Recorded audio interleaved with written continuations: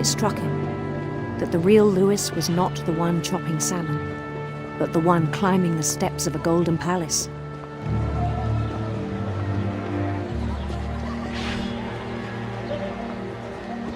My imagination is as real as my body, he told me. It was hard to argue with him.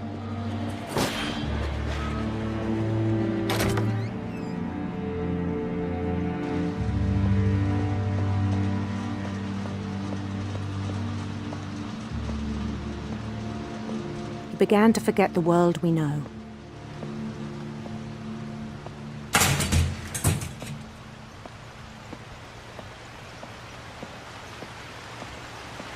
I think it pained him to remember Lewis, the cannery worker.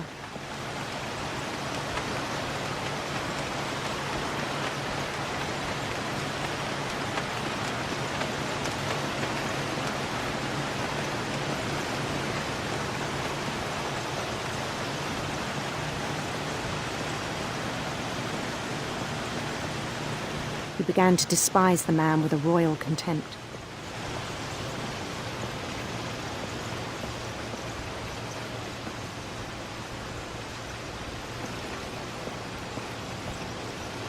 I still thought I could save him.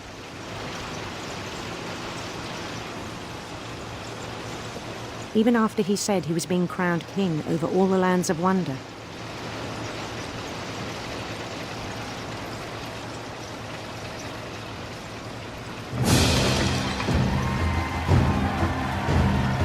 The palace would be packed with his companions.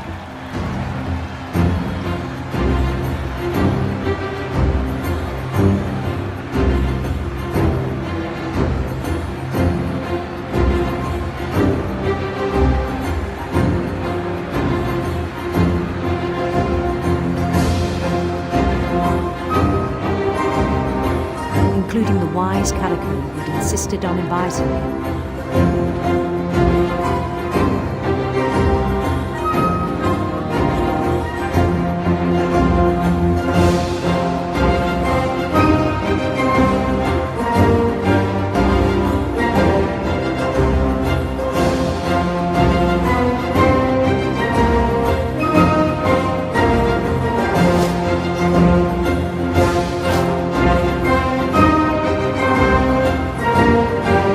Queen waited, holding his crown.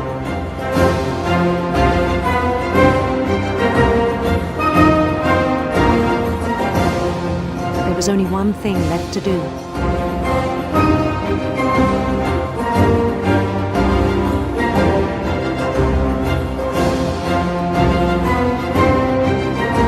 Bend down his head.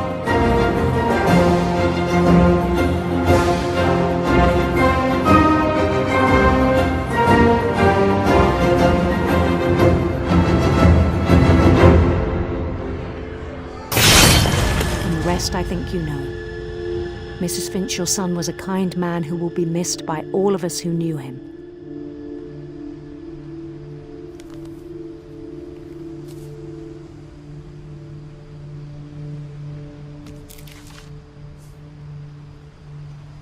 My brother was really cool. I wish you could have met him.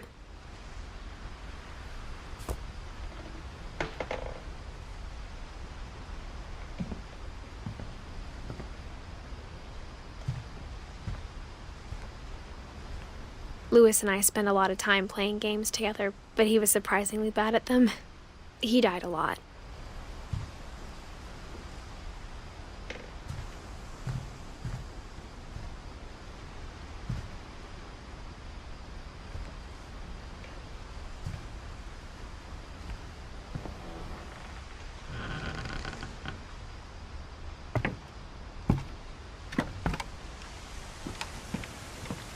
On the way back from Lewis's funeral, my mom told me to start packing. She waited until the day before we left to tell Edie.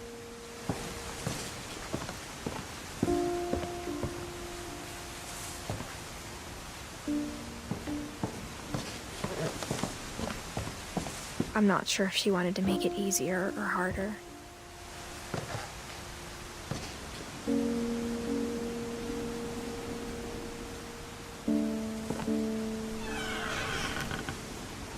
I wish we'd stayed.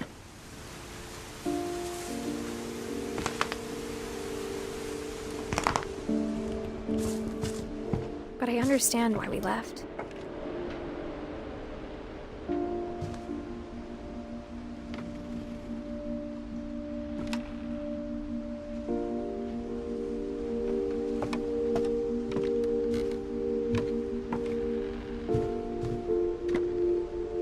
My mom ended up leaving everything behind.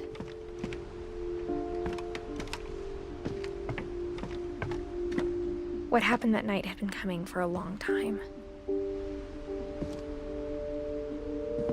Maybe it should have come sooner.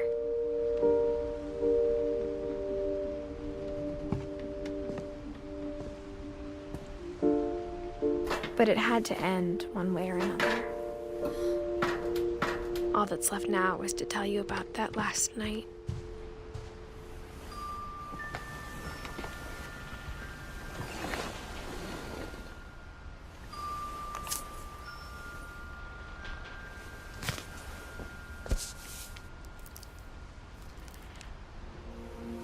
That whole last day, Edie just watched us pack and didn't say a word. Until supper, when she raised her glass and said, "To our final night together, and all our final nights apart." Grandma, you know what I said about alcohol. Some of your medications are very Edith, specific. I left a present for you in the hallway. Why don't you go open it? The grown-ups have to argue now. I'm sorry, you're right. We're all leaving tomorrow. Let's just enjoy our last... I'm not leaving. Edith, you're excused.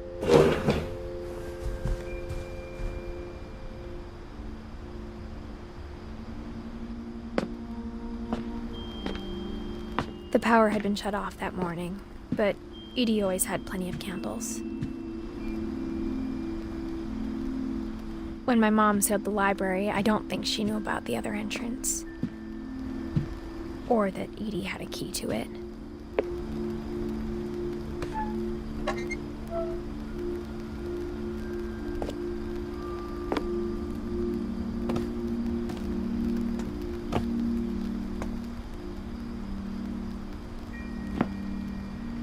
That thing you're afraid of isn't going to end when you leave the house.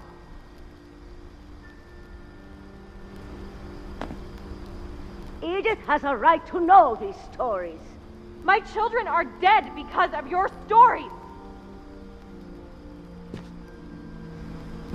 I think it's best if Edith and I leave tonight.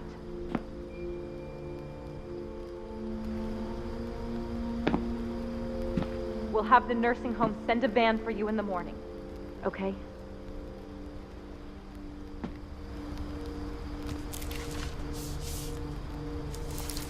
Dear Edith, there's so many stories I wish I could tell you, but there's only time for one.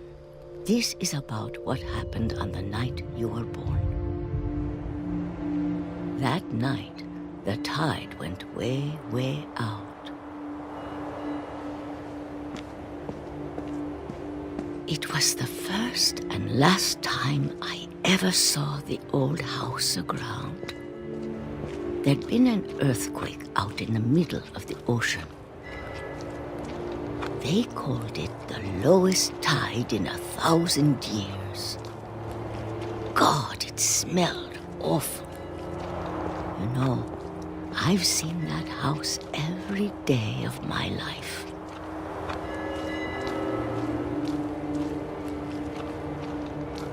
But I never thought I'd go back to it. When the fog rolled in, I lost my way.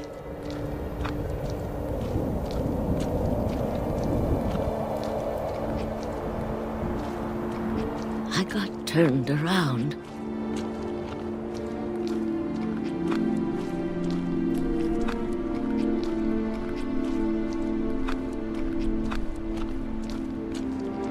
For a while, I wandered. I started seeing things.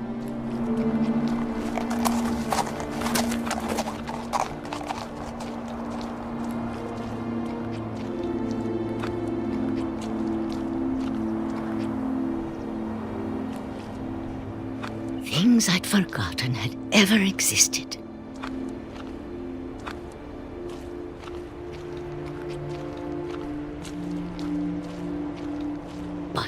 I saw them, they felt like old friends. That night, a lot of things came back to me.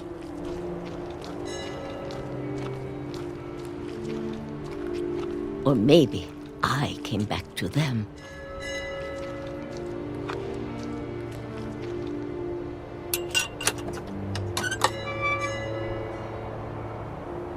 Things I can't explain, but that I need you to try and... Edith, what are you doing in here?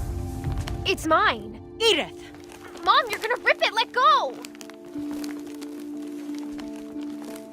I kicked and screamed, but Mom dragged me to the car.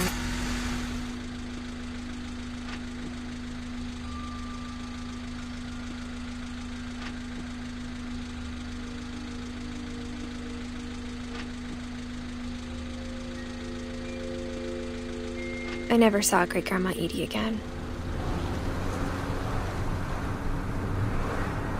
The next morning, the van came to pick her up, but she was already gone. After that, we moved around a lot.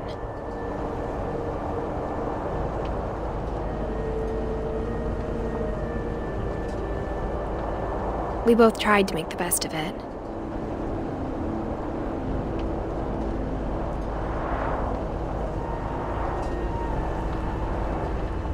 A few years went by.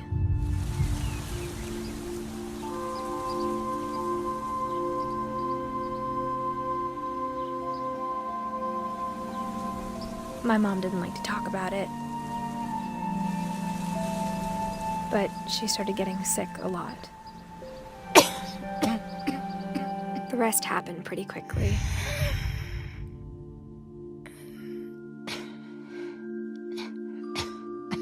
She got better for a while, and then she didn't. And then I was alone.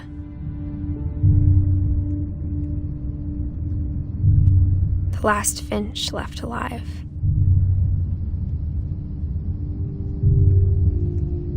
Until I found out about you. I'm still not sure what to tell you about all this.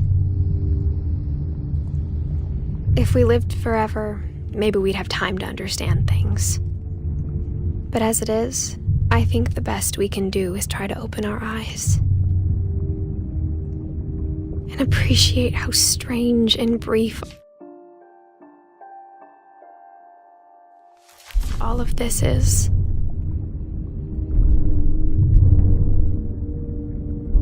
This journal was supposed to be for you. But now I hope you'll never see it.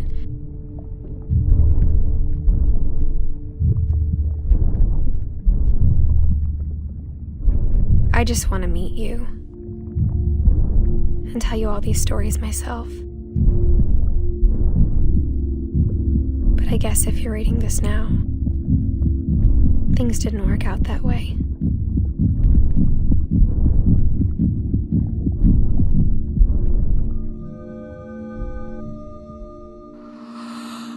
This is where your story begins. I'm sorry I won't be there to see it. It's a lot to ask, but I don't want you to be sad that I'm gone. I want you to be amazed that any of us ever had a chance to be here at all. Good luck.